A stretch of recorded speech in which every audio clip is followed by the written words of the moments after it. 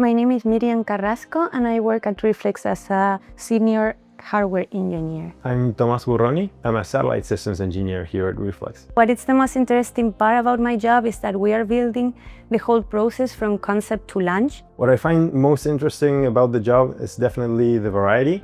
So I get to work with all the different teams, interact with each of the disciplines, and constantly switch contexts between all the missions we're carrying out in parallel. So we are looking for candidates that are curious, hands-on, and they thrive in different environments where today's are not the same. For the hardware team, we are looking for electronic engineers who have strong knowledge in PCB design and that they not only know how to create complex systems, but they are also curious and they want to optimize the systems that we already have.